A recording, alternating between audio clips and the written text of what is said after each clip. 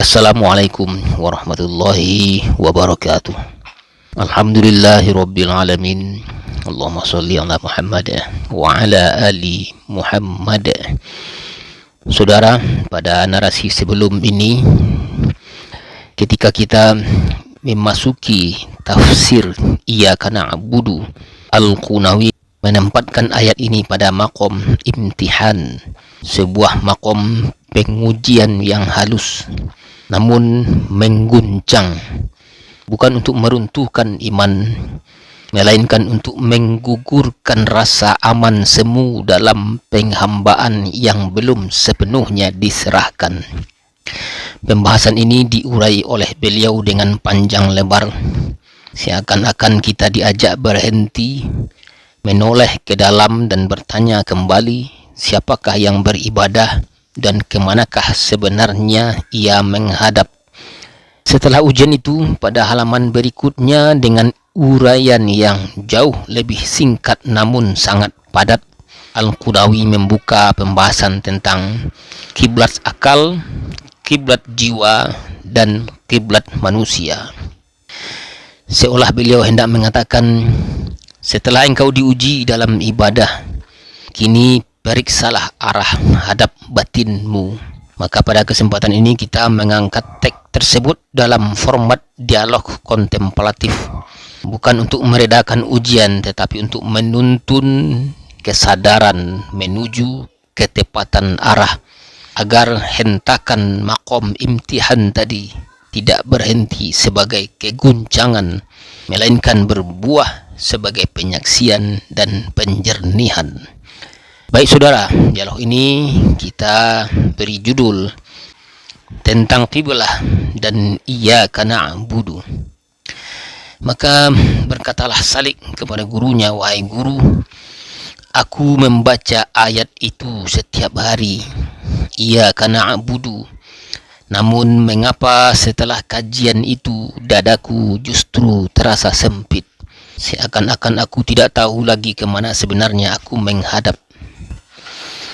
Kata gurunya, itu karena engkau baru saja dipertemukan dengan al-qiblah, bukan qiblah jasad, melainkan qiblah al-hudur.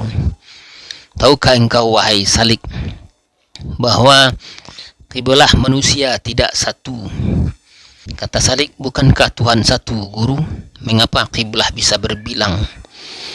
Kata gurunya, karena yang berbilang bukan Tuhan, melainkan wujuh al-istiqbal. Dengarkan baik-baik. Ada manusia yang qiblahnya adalah qiblat al-uqul. Ia menghadap kepada ahadiyat ma'nal amr, kesatuan makna perintah. Ia mengenal Tuhan sebagai yang diperintahkan untuk ditaati, bukan sebagai yang dihadiri. Ia berkata Iyyaka na'budu, tetapi yang hadir adalah makna hukum, bukan al-haq fi nafsi. Kata Salik, lalu bagaimana dengan mereka yang hatinya lembut, guru, yang menangis dalam doa dan ibadah? Kata gurunya, itu qiblat an-nufus. Qiblatnya adalah tajalli kitabi, penampakan Tuhan melalui gambaran kisah dan rasa. Ia menyaksikan Tuhan pada batas akhir zahir dan awal batin zahir. Ini makom yang tinggi, tetapi masih makom tajalli, belum makom al-haq. Sebagian dari mereka terjatuh ke dalam tasbih tanpa mereka sadari. Kata Salik, apakah itu yang membuat sebagian orang merasa melihat Tuhan dalam bayangan tertentu? Kata gurunya, iya, itu yang disebut tajalli barzakhi, antara hak dan khayal, benar dari satu sisi, keliru dari sisi lain. Dan disinilah Iyyaka na'budu menjadi ujian. Engkau menyembah, tetapi siapa yang hadir di hadapanmu? Kata Salik, lalu bagaimana dengan ahlu sunnah, guru? Kata gurunya, qiblah mereka adalah ruhul amr wa martabatuh, mereka menggabungkan tanzih, laisa kamitslihi syai'un, dan tasbih, i'budillaha ka'annaka tarahu. Ini makom yang selamat. Ia menjaga keseimbangan. Puncaknya adalah zahir al-ama, Tuhan disaksikan tanpa terjangkau. Namun masih ada martabat, masih ada ta'ayyun. Kata Salik, guru, apakah ada qiblah yang tidak terikat martabat? Kata gurunya, ada. Itulah qiblat al-arifin. Qiblah mereka adalah al-wujud al-mutlaq fi suratir rabbaniyah dan zahir al-haq. Mereka tidak berhenti pada nama, tidak menetap pada rasa, tetapi menyaksikan wujud yang mengalir melalui segala bentuk. Namun dengar baik-baik, bahkan ini pun belum akhir. Salik dengan suara pelan berkata, masih ada yang lebih dalam dari itu? Kata gurunya, ada. Tetapi disinilah kata-kata mulai kehilangan haknya. Itu qiblat al-muhaqqiqin, wujud al-haq dengan martabat jami'ah, tanpa pemisahan, tanpa penghitungan.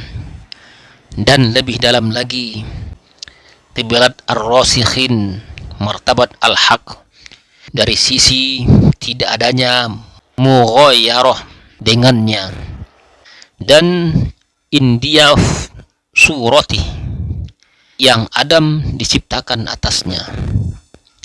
Inilah hadarat ahadiyah al-jami'.